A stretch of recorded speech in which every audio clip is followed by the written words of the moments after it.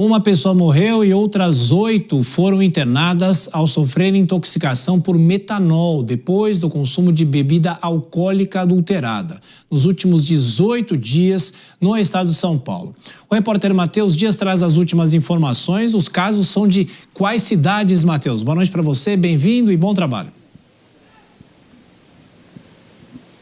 Oi, Tiago, boa noite para você, boa noite a quem nos acompanha aqui no Jornal Jovem Pan também. São 9 casos, como você bem disse, 7 deles em São Paulo, na capital paulista, um caso da cidade de Limeira e outro da cidade de Bragança Paulista, ambos no interior aqui do estado.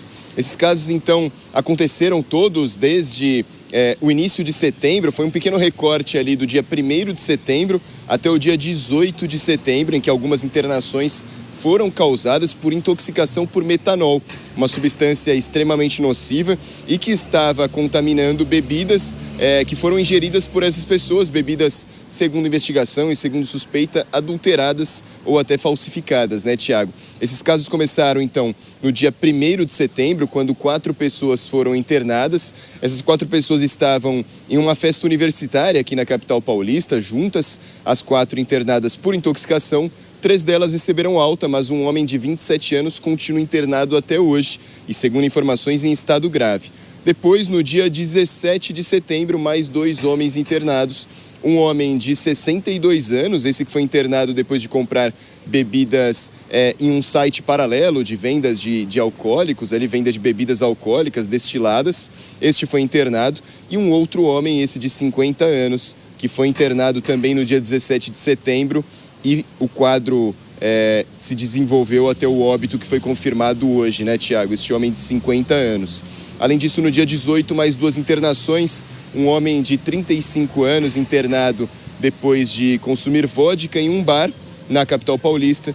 E, por fim, um homem de Limeira, este morador do interior de São Paulo. Ele foi internado com 30 anos depois de tomar uísque em um churrasco com os amigos. Todas as bebidas são investigadas, então, por serem adulteradas e todas continham metanol. Essa substância, então, é extremamente nociva. Metanol que é usado em postos de combustíveis como matéria-prima para a produção de biodiesel. Metanol também é usado para a produção de diversos outros ramos, Tiago, como formol, também produção de plásticos, produção até de é um produto que é usado também como anticongelante, até para alocamento ali de bebidas, para não congelarem, né? Tanto bebidas até comidas para não congelar. O metanol é usado também como anticongelante. Só que, de alguma forma, foi misturado a essas bebidas e, por isso, gerou tanta intoxicação que é de extrema preocupação para os órgãos e para a saúde pública, como nos diz a farmacêutica também, Flávia Neri, ela que disse que muitas vezes os sintomas da intoxicação por metanol se confundem com sintomas de uma simples embriaguez, mas que o quadro de saúde depois pode ser gravíssimo e muitas vezes até fatal.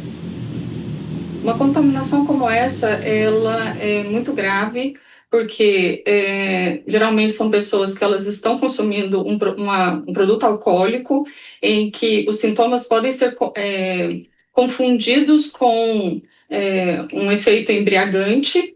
Porém, dependendo da concentração do metanol que está naquele produto, ele pode causar efeitos muito mais graves, inclusive o óbito do paciente em pouco tempo, né? Ele causa efeitos similares como a embriaguez, né? Uma dificuldade de deambular, de andar, uma sonolência, uma movimentação de olhos involuntárias. Mas o metanol, ao ser metabolizado no fígado, ele causa um produto ácido, o ácido fórmico, que pode causar a acidose metabólica, que é a acidez no sangue, que desestabiliza o corpo todo, né? Podendo ter efeitos no sistema nervoso central, na visão especificamente. Então, em 30 minutos a pessoa pode apresentar visão turva, uma visão com névoa, podendo até causar cegueira.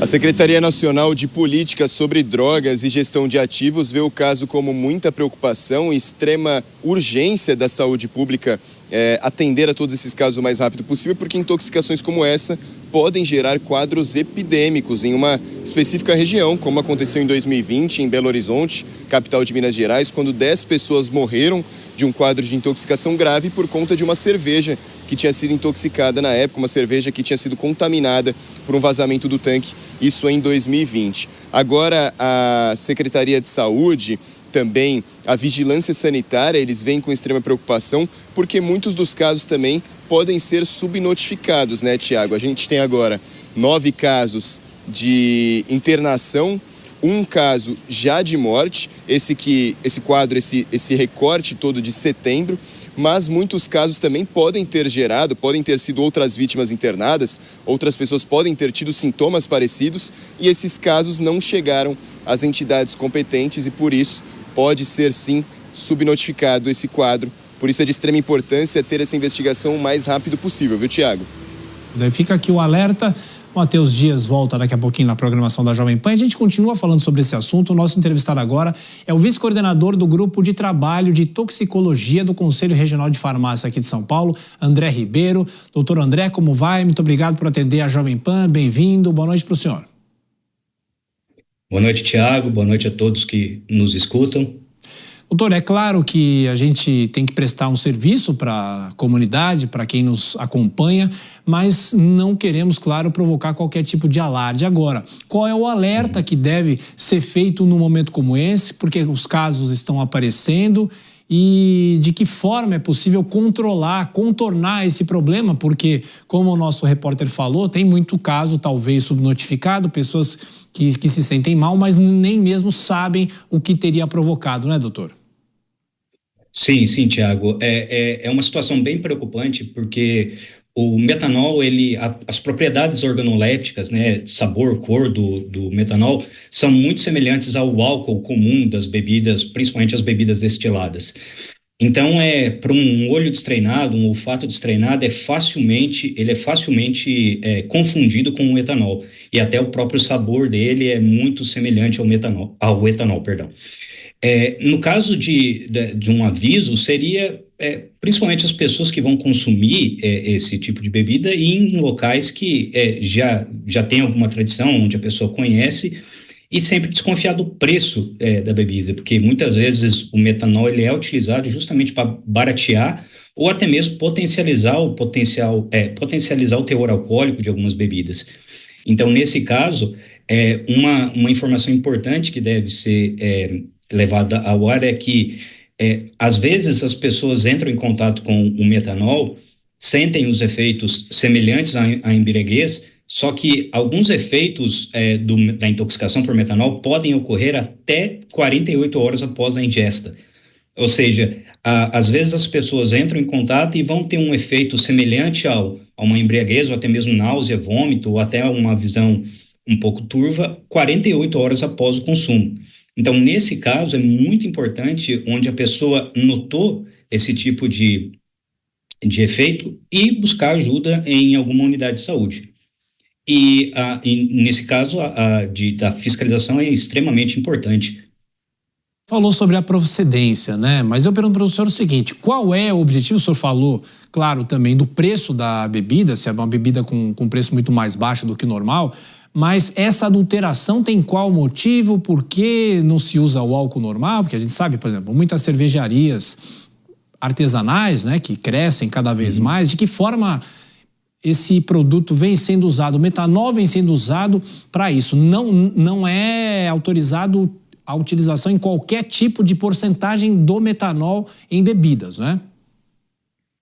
Sim, Tiago, não é permitido a presença do metanol devido à sua alta toxicidade, mas muitas vezes eles são utilizados justamente para baratear o custo da produção de algumas bebidas. Então, em vez de se utilizar mais álcool comestível, álcool de cereais, se utiliza o metanol, porque ele é mais barato e assim acaba barateando o preço e até mesmo em alguns casos de potencializar o efeito de depressão do sistema nervoso central, ou até mesmo algumas pessoas que buscam o efeito relaxante do etanol e apresentar uma concentração maior alcoólica nessa bebida adulterada. Então, a ideia é justamente deixar essa bebida mais barata e produzir ela de uma forma mais econômica, com o viés de dar lucro, né, para os falsificadores, por exemplo. Pois é, e a preocupação, por exemplo, um dos casos, o nosso repórter contou, a pessoa ingeriu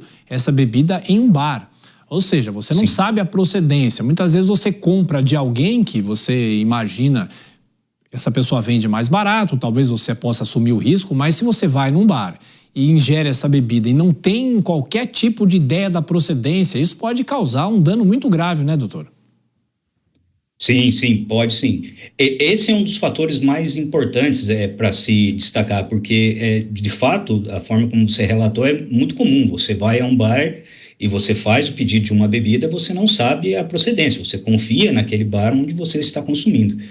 Então, nesse caso, onde eu deixo uma dica, talvez, seria ir em bares que você conhece, que tem algum tipo de fama, algum tipo de reputação, que seria mais confiável, por assim dizer.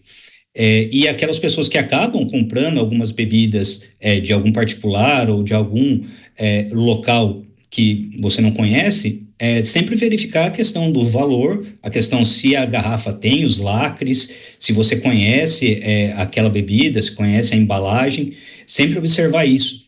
Embora existam maneiras disso ser também adulterado, mas esse seria uma maneira, né? E contar sempre justamente com a investigação dos órgãos de vigilância, da polícia, até mesmo para a questão de adulteração. Doutor, qual que é o papel de órgãos como a Anvisa num caso como esse? A gente tem a investigação policial, né, para fiscalizar não só bares, mas também locais que produzem esse tipo de bebida com adulteração. Inclusive, recentemente, alguns dias na Colômbia, nós tivemos casos semelhantes. No meio do ano, tivemos casos semelhantes também na Índia, ou seja, não é algo que só acontece aqui no Brasil. Mas eu pergunto para o senhor, qual é o papel dessas entidades, desses órgãos, nesse momento, para que não tenhamos necessidade de fazer muito alarde em relação a isso, doutor? Sim, o papel dessas agências de vigilância, o papel de toda a categoria de vigilância em saúde do país, ela desempenha um papel muito, muito importante e muito forte nesse sentido. O metanol, ele não é proibido no território nacional, mas ele é altamente controlado, né, por se tratar de uma substância que é muito utilizada dentro de laboratórios, na indústria química, por exemplo. Então, ele não é um produto de venda comum. E todo lugar que tem essa substância em seu estoque, ela deve reportar um controle, principalmente para os órgãos de vigilância, não só para eles, mas também para as forças de segurança.